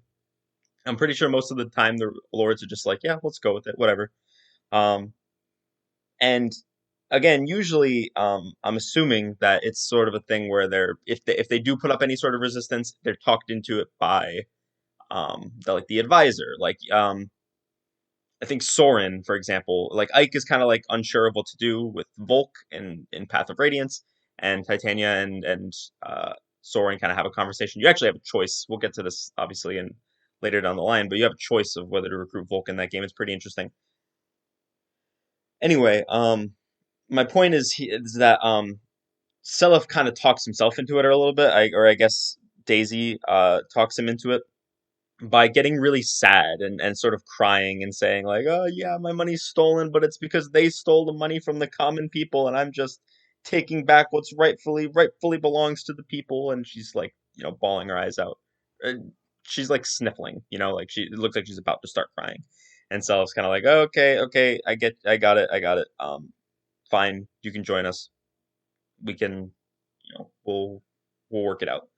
And she gets, immediately does a complete 180, gets really happy, and that's kind of why I'm assuming that it's her kind of putting on a front. I definitely think that's supposed to be the implication. I'm doubting like basic storytelling instincts. Like I'm pretty sure most people will read that and not even give a second thought on whether it's genuine or not. Um, in that it's not, and it's very obvious that it's not. But I also don't want to make anyone mad by assuming anything about a character that they like. So I try to cover all my bases here. So after this, the next stop on the road is Fort Melgan, which is way down to the south. I had a few people going up to help.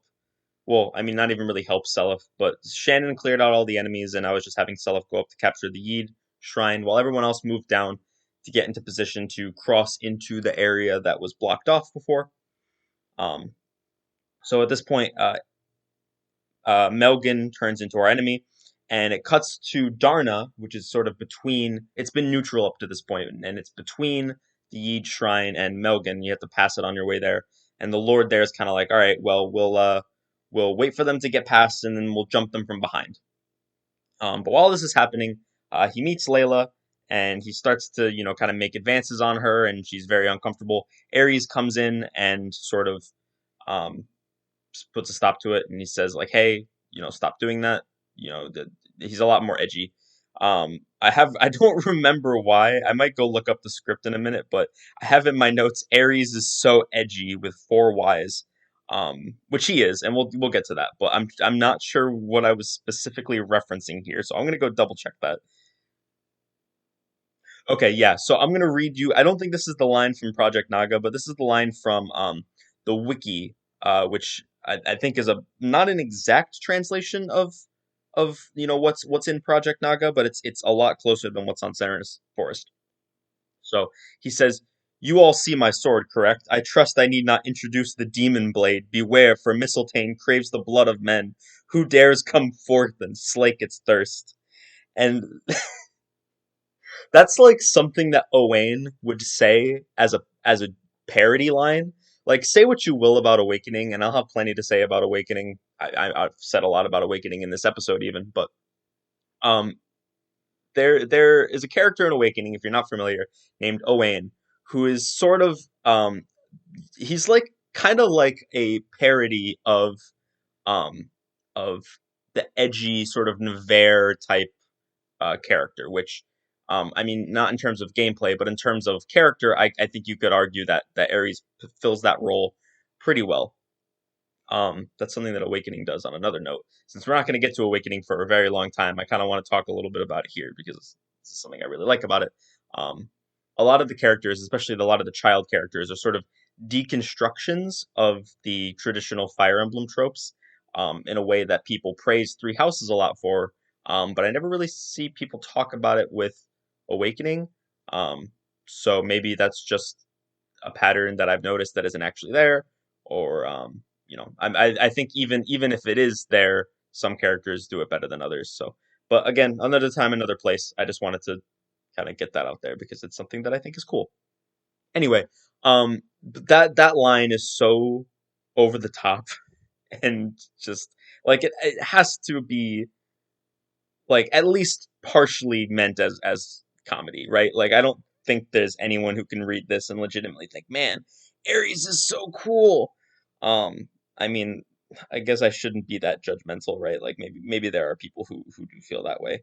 Um, but I don't see it, man. I really don't. Um, anyway, so once he reveals that he has Mistletoe and that he's Eldagon's son, the Lord of Darna kind of backs off and is like, all right, yeah, we won't mess with you. So on the way to Melgen, nothing really happens. It's kind of a dangerous approach since there are some ballista and at least the boss, I think maybe a couple others have bolting, which makes it hard to get close, but you get there eventually and you capture it. The boss there is called Ishtar, who I believe is Ishtar's brother. Ishtar becomes a fairly important character in this game and the next game, and is a very popular character in the fan base. She's in Heroes and everything. I don't think Ishtar is in Heroes, which just goes to show. I mean, to be fair, he's also not that important in this game. But what's notable about him is that he's kind of like is kind of supposed to be like a little bit of a good guy. Like he seems reminiscent of like Yohalva and Yohalvir from the last chapter, in that he is doing the wrong thing and fighting for the wrong army, but he is like at heart a good guy and holds things back from being a lot worse than they would be if they were unchecked. I think that's kind of the impression that we're supposed to get from him, but again, he's not very fleshed out, so we don't really get to see very much of him. At this point, also Larcy and Shannon have a conversation together that you can get, I think, immediately, like it's technically as soon as you start the map, but I didn't get it until here because Shannon was up there and Larcy was down here, whatever. Although I should revise my wording a little bit because not only did I not get it, at the beginning of the map, I didn't get it at all. I wasn't paying attention, and I wasn't thinking that this would happen. But Larce and Johalvir got married before we could have that conversation between Shannon and Larce. But I looked it up, and it's pretty straightforward. I mean, you get, I believe it's two strength. Yeah. Okay. So it's plus two strength and then 100 love points. The conversation itself is pretty not notable. It's just like he kind of, they say hi to each other and they do some like training or whatever. But I didn't get it because Javier was too good at getting into Lars's pants, I guess, which is funny because I mean I know they have like a lot of like history together or whatever, or they're established as being sort of romantic interests. But she hates him pretty much in the. This is kind of something that I really wish that FE4 had supports, just because you don't really get to see that relationship development. It happens all off screen. You have to infer a lot of it, which is fine. That's not bad. I just would have loved to see sort of their relationship develop and her kind of come around to realizing that he's not so bad. Yeah, I just wanted to mention that because this is, I mean, I'm assuming that this is where most people are going to get it because Shannon, there's no reason to have Shannon come down. There's really no reason to have Larce go up, so you're probably just going to get it here. Selef seems sad about killing Ishtar just because, again, it seems like he doesn't think that it had to happen. Lewin gives him a little bit of another lesson here. Again, this is the chapter of Selef learning lessons from usually Lewin.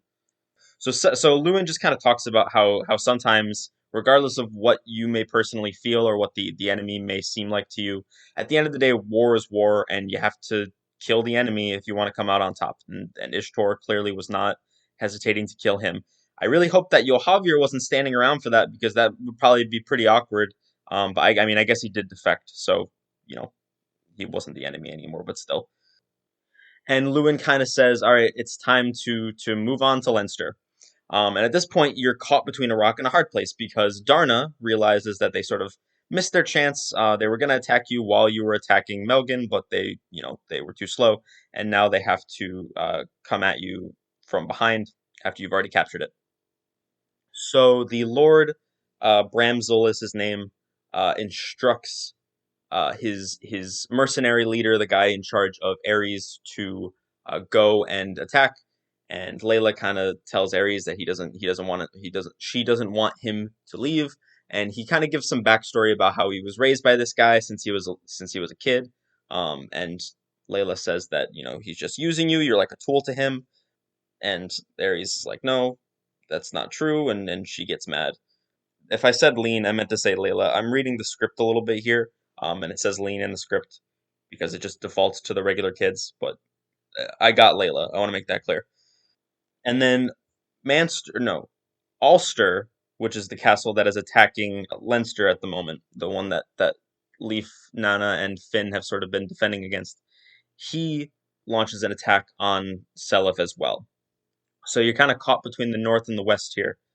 But before the Northern Army can do anything, there's a cutscene where Ares is kind of talking to this mercenary leader, and the mercenary leader kind of lets it slip that, like, hey, you don't really expect him to just leave this dancer girl alone, right? Like, as now that you're gone, he's probably, messing with her again.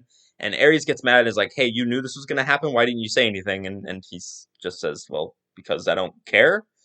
Just don't, it's she's just a girl. Like, forget about her. It doesn't matter. And he gets super mad and decides that he's going to attack. He decides that he's going to turn traitor and attack the mercenary group. There's a lot to unpack here, and I don't know if I want to get into it right now. I think I will. I think I'll just unpack Ares right now because, well, no. There's one more thing that we need to do. Ares turns blue at this point, and Seliph can go and talk to him, and they have a conversation that is interesting. So Seliph goes up to talk to Ares, and they have a brief exchange about who their fathers were. Ares knows already, and Seliph kind of has to be told that Ares is the son of Eldagon, and they're fighting each other. Well, Ares is getting ready to like kill Seliph, like right then and there. He's like, "Let's go, let's fight." And Seliph's like, listen, our fathers were like best friends. They had to kill each other, but that was just because they were, just pushed into opposite sides of the war, and they still cared for each other. They were still friends. And Ares is like, that's not true. My dad and your dad were like mortal enemies. And Seliph is like, all right, well, why don't you come join my army and we can talk this out later? And Ares says, sure. Um, I don't know really where to begin with Ares because I think that everything about this is just a mess. We'll start with his gameplay because that's a lot easier to talk about. Ares is one of the best characters in the game. Personally, I think you could argue with me on this because there's one other contender. But I think that if you have poorly planned out inheritance, like if you're playing blind, for example, or if you're doing like some kind of challenge run where you give everyone shitty items to pass down, I would make an argument that Ares is the best character in Gen 2 because the major frontrunners for that spot are Seliph and Leaf, and both of those characters, obviously, if you don't give them good inheritance, take a lot longer to get going. They're footlocked. They have a lot of issues, so they're just they're a lot worse off. I think the only other character that gives Ares a run for his money in this regard is Oifi. I think that obviously Oifi is a static character, so he's pretty idiot proof. I think that Ares is maybe slightly better, but since Oifi has a big availability lead, it kind of puts him over the edge. It's kind of up to your interpretation, and obviously it doesn't matter. Most people are going to plan out their inheritance to the point where Seliph is going to be the best character in the game, unquestionably. But I think what makes Ares so interesting is that he's so much fun to use. And that's like a subjective thing. I'm going to talk about why I feel that way. First of all, he's on a mount, which, already is like, all right, you're you're good, you're in. That's like the first step of being like serviceable is either you are on a mount or you promote into a mount, and are able to get access to the resources you need to promote to that mount quickly. Ares starts on a mount, and he also joins with a incredibly powerful personal weapon called the Mistletoe. It's a holy weapon. Obviously, its might is really, really high, but I think what makes it even more fun, and what makes it personally my favorite holy weapon in the game, is that it grants you the critical skill. So it's like a killer bow, basically. It lets you get critical hits, which not everyone can do, and it also boosts your skill by 20%. Or sorry, I should say 20 base flat increase to your skill, which means that your crit rate always at a minimum is 20%. And that's in a hypothetical world where Ares has zero skill, but that's obviously not true. Ares is a static character, so these base stats will never change. He has a 12 skill base. So already 32 skill, right? Promotion gives him does he not get an HP growth? What? The promo bonuses on the wiki aren't labeled, so I don't know. I'm pretty it looks like it's +3 skill. So that's already like as soon as he promotes, he's going to have 35% chance to crit. He has a 20% chance to grow skill, which isn't very high, but occasionally it'll happen.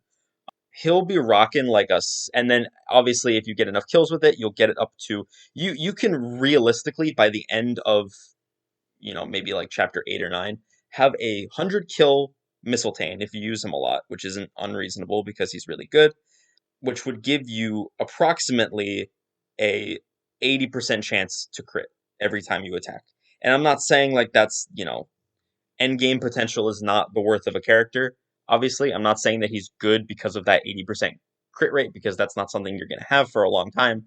I'm just saying it makes him a lot of fun to use, in my opinion. And I think that he's going to be a lot of fun for a lot of people. As a character, I think that Ares is a mess. He is. I complained a little bit about Eldegon being kind of wishy-washy and inconsistently written, kind of changing his values and his beliefs on a dime.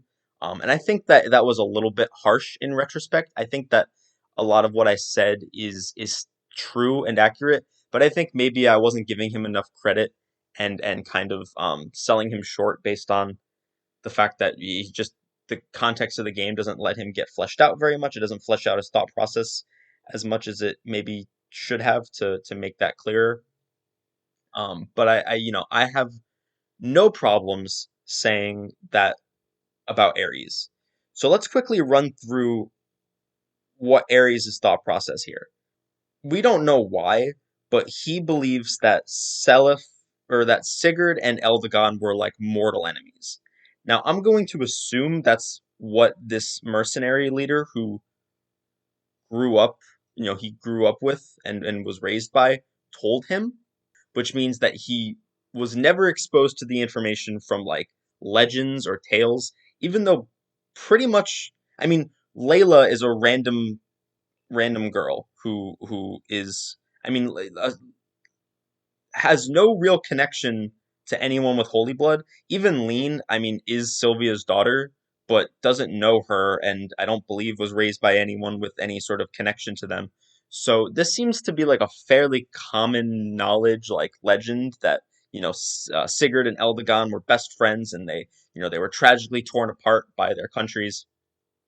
Ares didn't hasn't like learned that in the many years of being alive, and being told. I mean, he knows enough to know that his dad was Eldegon and that he has this mistletoe, and he seems to know a little bit about what his dad did, but not anything about this his best friend. All right, already kind of stretching my suspension of disbelief a little bit, but it's fine. Like sometimes you need to make contrivances happen for the sake of conflict in the story. I get that. It's not a big deal. So he is stationed at this place in Darna and meets Lean or Layla, and Layla tells him that that he's wrong, and that Seliph or that Sigurd and I keep mixing up the names. Sigurd and Eldegon were really good friends, and Ares is wrong about this, and Ares doesn't believe her. And I think her tone in this is kind of weird too. At least in the Project Naga patch, he's kind of like laughing about it, like he's being silly. Again, kind of evidence to this idea that maybe his character is supposed to be a little comedic in how over the top edgy he is, but that's just me. He doesn't believe her, and yet with no evidence or no real even like attempt at like Seliph trying to change his mind, he just kind of goes along with what Seliph says. Like all Seliph says is basically the same thing that Layla says. And I guess maybe you could say that Layla put the seed of doubt in his mind, but that, I mean, maybe that's true. Maybe Layla kind of made him think like, "Oh, wait, have I been living a lie this whole time?"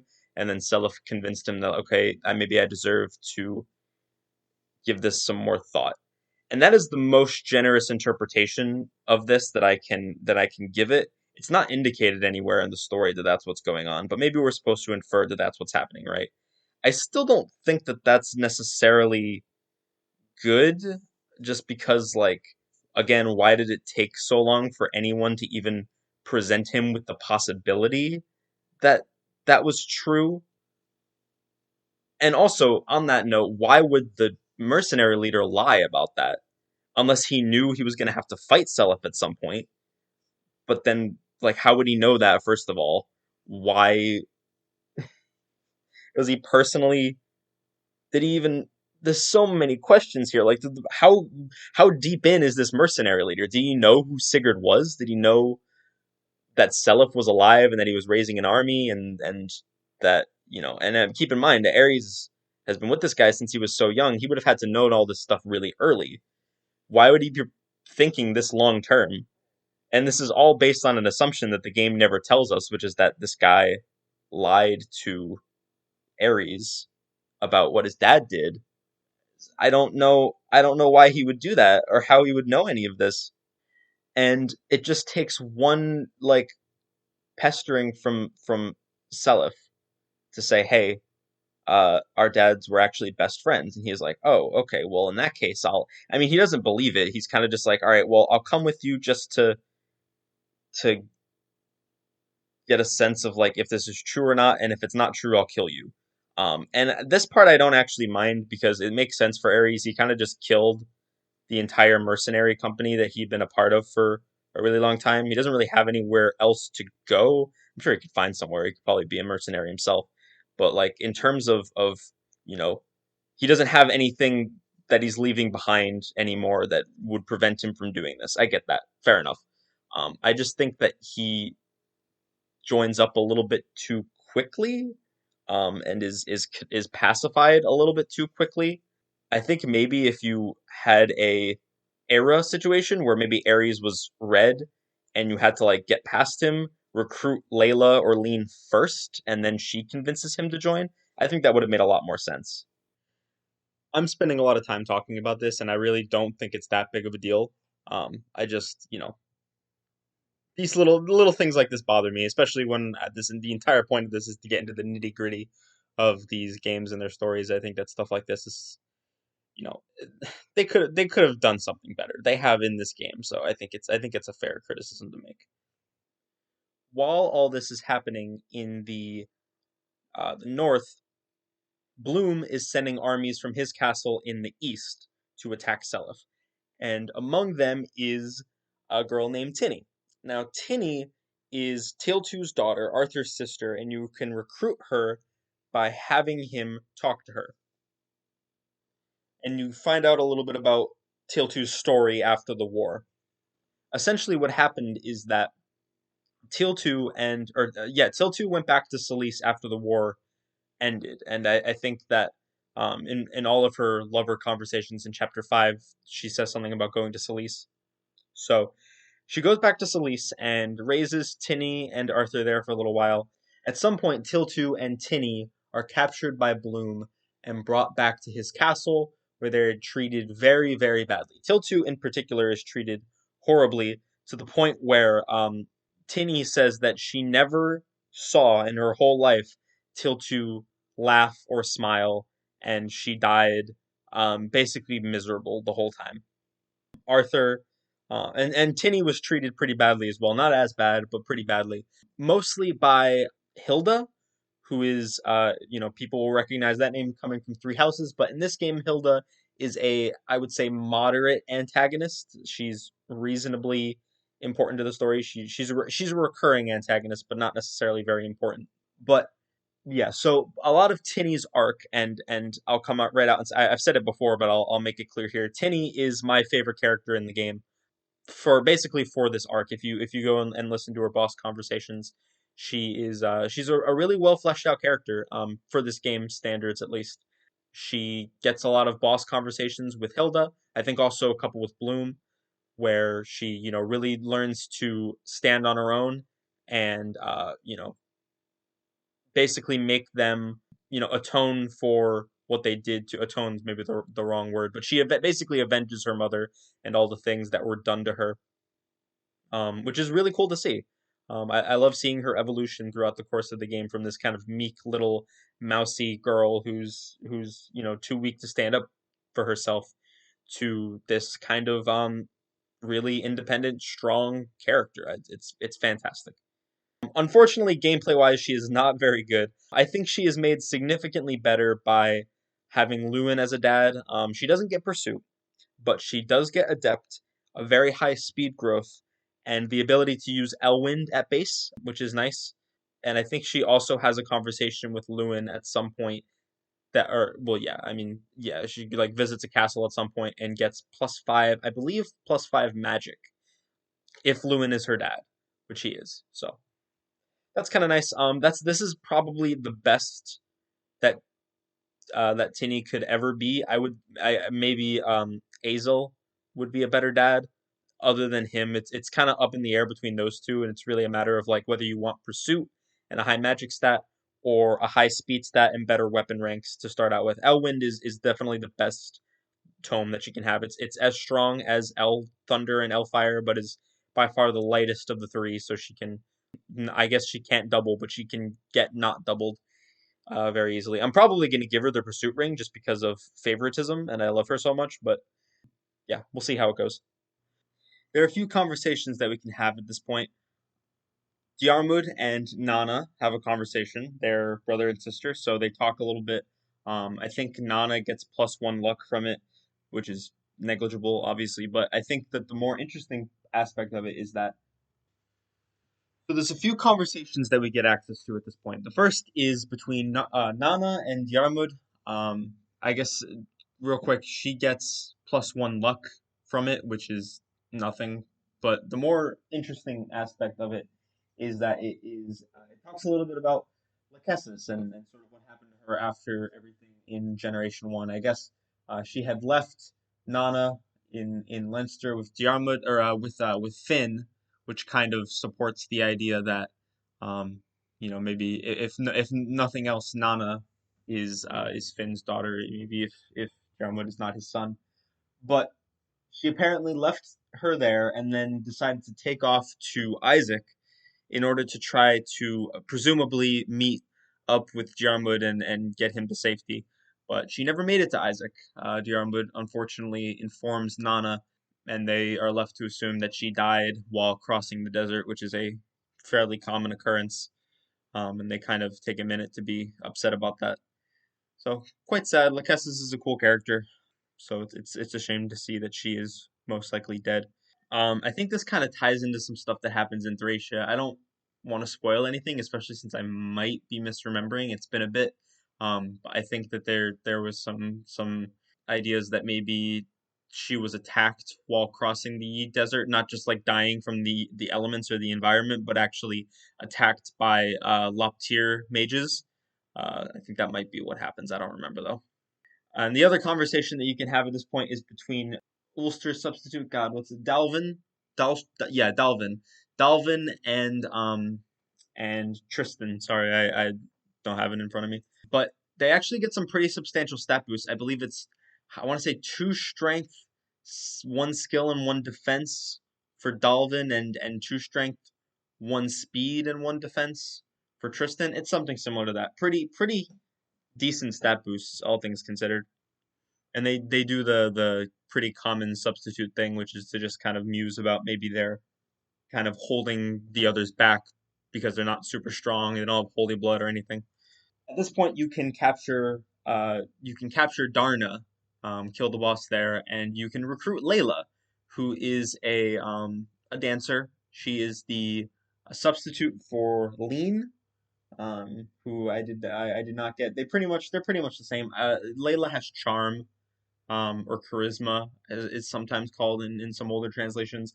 And Lean gets inheritance. So any good items that you would want on uh, on Lean, like any on a dancer, like maybe the bargain ring, the miracle ring or whatever. I don't know. I'm sure there's things you would want on Lean that Layla will not have access to. But the charm is nice. It's not like at the end of the day, a dancer's a dancer's a dancer, especially considering she's on foot and a lot of your units are going to be up in the front lines fighting. So she's probably not going to get a chance to use charm a lot. I guess if you place her strategically, she can be useful in that way. But yeah, I mean, she's great. I don't really have a lot to say about her in terms of her gameplay because she's a dancer and dancers are pretty much always good. I don't think there's ever been a dancer in Fire Emblem that was bad. I think the worst you could maybe say is that I can't think of any off the top of my head, but there might be one or two that are just okay. But yeah, so Lean too, but Layla is very, very, very good. In terms of a character, she's kind of forgettable. I do think that she was a little shitty for basically like making fun of Ares while he was kind of going on his rant about Sigurd and Seliph or whatever. So, but otherwise, I think she's fine. I don't really remember that much about her to be honest. At this point, it's been a while since I played the map, so I'm kind of going off of memory. Once you capture Darna, a few more conversations unlocked. First of all, Finn has possible conversations with three people.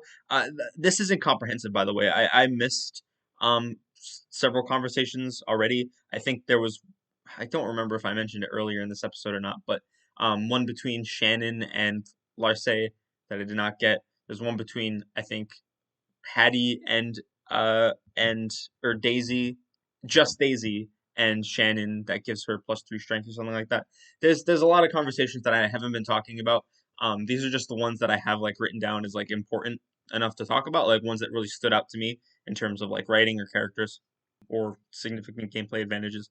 So anyway, Finn has three potential conversations here. I actually didn't have any. The reason is because it's based on who his child is. Finn did not marry anyone in my Gen 1 playthrough, but um, it's possible that he has some children who are among your army at this point, and he can have conversations with them once Darna is captured, and he will give them different stat boosts depending on who it is. So he can talk with Nana and she will get +5 speed. He can talk to Lana, get +5 magic, or talk to Larce, and she will get +5 skill. So pretty substantial stat boost, especially for Nana and Lana. Larce like +5 skill isn't really that much. I think that's like +10 hit, which is kind of nice, especially in 1 RN, and gives her some crit, which is kind of cool, I suppose. But otherwise, not really worth anything.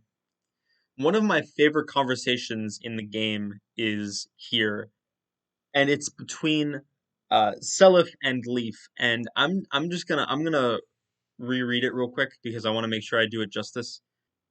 Okay, so I just reread it, and it is phenomenal. I mean, it's kind of generic, for sure. Like it's definitely nothing like groundbreaking or that it reveals anything that we didn't already know about these characters. But it does a fantastic job establishing their personalities in a way that a lot of the game just doesn't. Especially Leaf. I'll talk about Sella first, real quick. Seliph just really feels a strong sense of camaraderie with Leaf. I think he really respects the friendship that Quan and Sigurd had. It was kind of a well known thing how close they were, and I think that as a result, Seliph kind of feels that level of like I want to help this guy out if I can because my father and his father were so close, almost like family. And then of course he goes on to mention that his mom Ethelyn is his aunt, so they are literally cousins.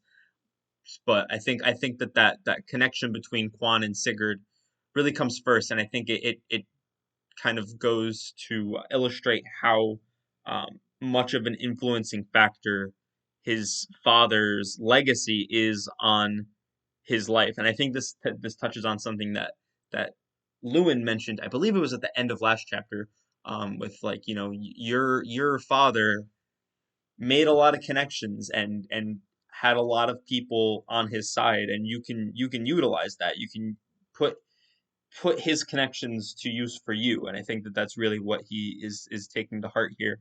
On Leaf's side of things, it's really interesting to see that his main motivator seems to be he has a lot of pride in his bloodline and his family, especially in his dad, um, as descendants of used to be called Nova, but apparently they have changed the name to I don't know how the fuck to say that. Njorun and with a little two dots over the O, like in the I in naive.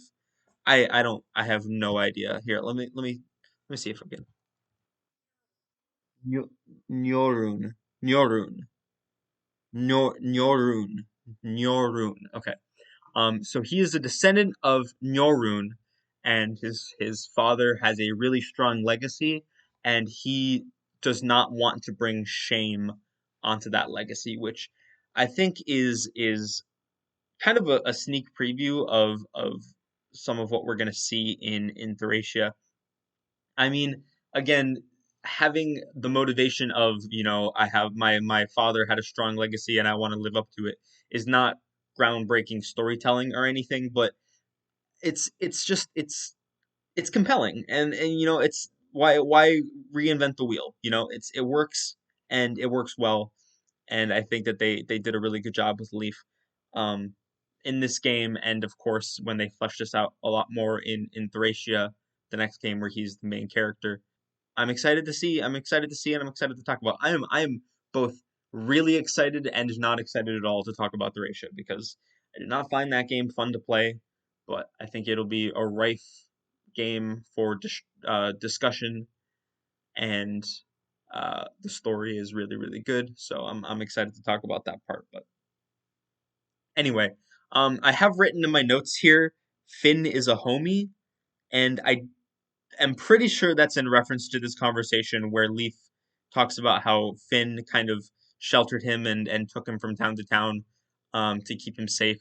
I think in later on, maybe this is in supplemental material, but it might also be in Thracia. We find out that Finn went hungry in order to make sure that Finn had enough to eat, which I mean, like when he was a baby, all right, yeah, that's I would be kind of fucked up if he didn't do that. But like, I don't think like when he's like 13 or 14, maybe you could start getting away with not doing that. But no, he stuck with it. So good for Finn. Finn's a real one. We love Finn. The Daisy and Shannon conversation is really funny. It's after Bloom is dead, and I need to get better about my note taking because I completely forgot about a lot of this stuff. Daisy jumps out of some bushes to scare the shit out of Shannon, and he gets mad and says, "Hey, why would you do that? I almost just took your head off." And she's like, "I'm bored. I don't have anything to do." And Shannon's like, "Okay, well, let's do some training." And she gets excited, and he says, "Take it seriously, or else we won't do it." It's cute. It's whatever. I forgot to mention, I kind of want to, for posterity's sake, like mention any important items and villages. There is a village in which you get a shield ring.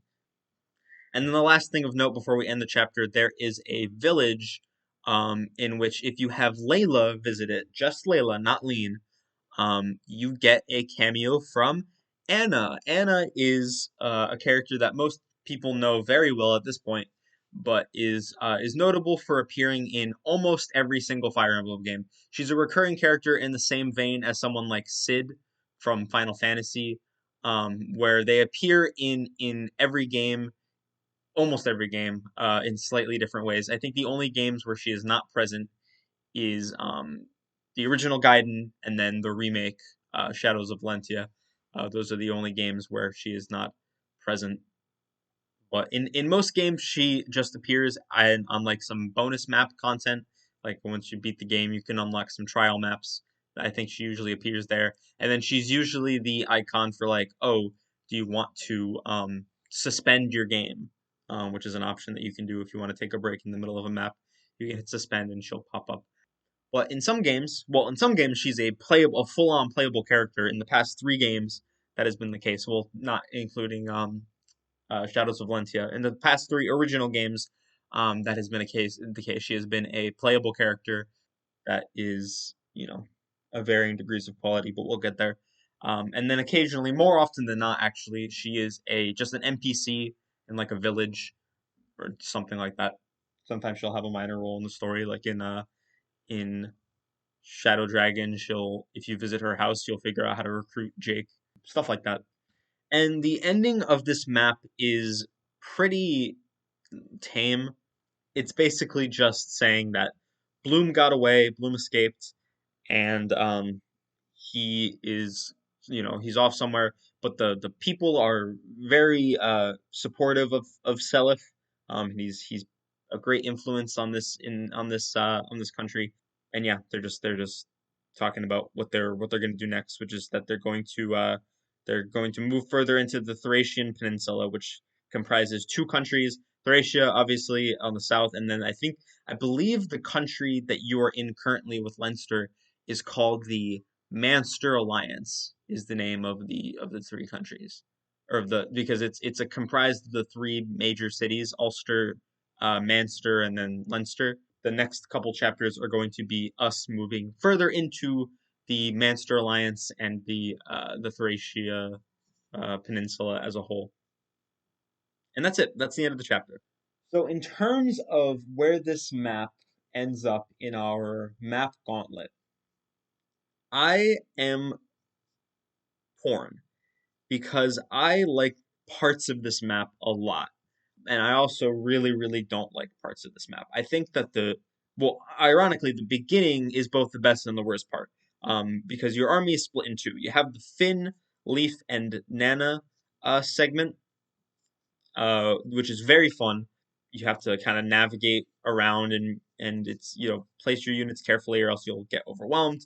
But on the upper side of things with Self and the main squad, you have to go capture that first temple, the Yied Shrine, which is not fun. That part really sucks, especially if you are slow and you don't get to the guy before he finds his siege tome that he lost.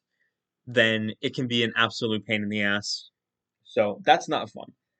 But I'd still say chapter 3 is better.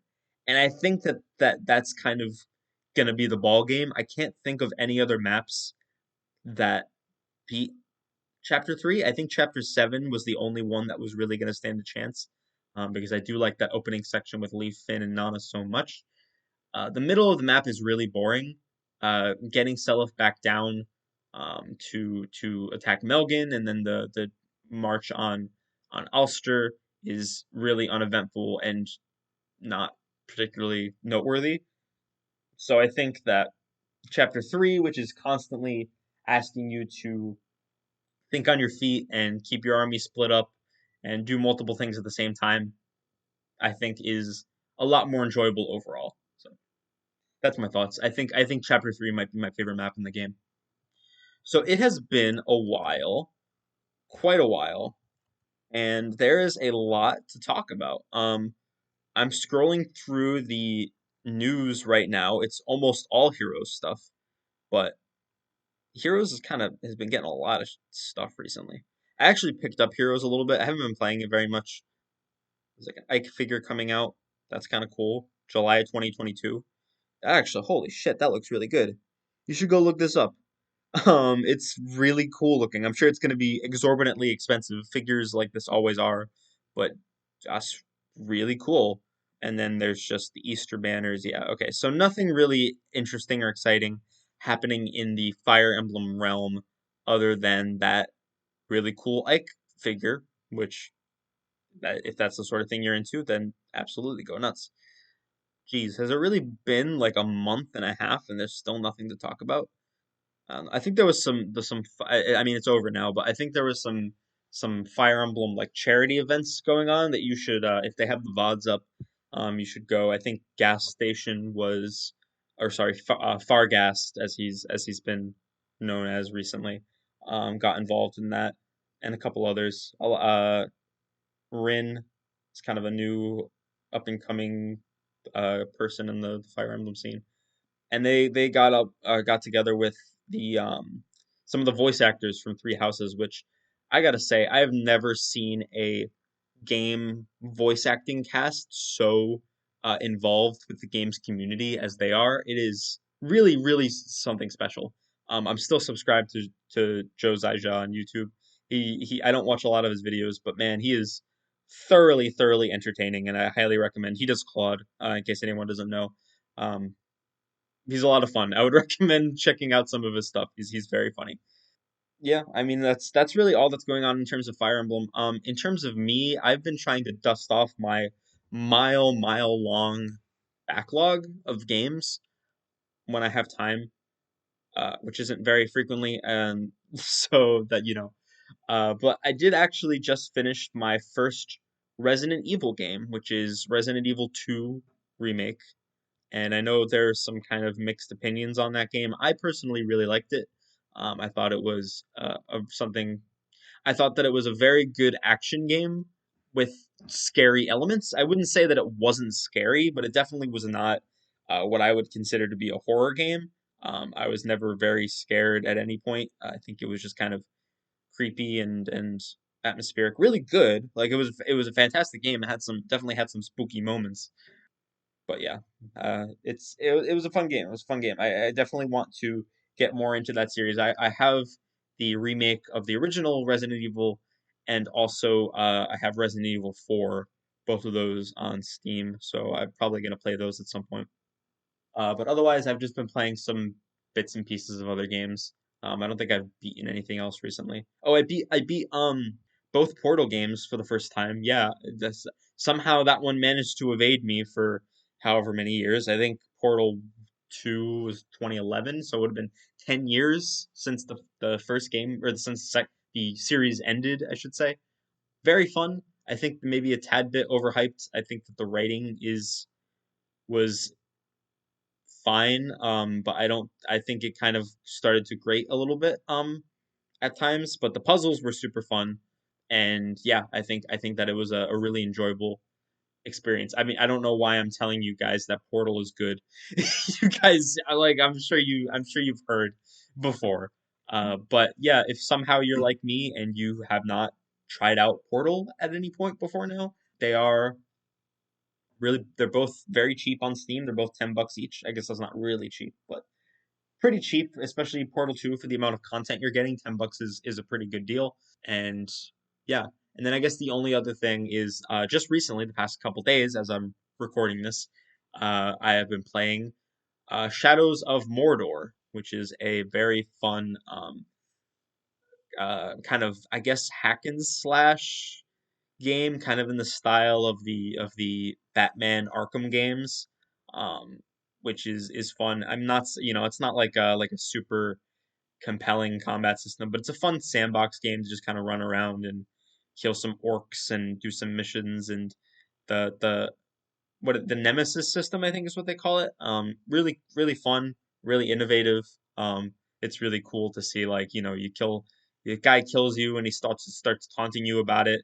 When you see him again, and then you kill him and then he comes back later, and it's like this whole deal.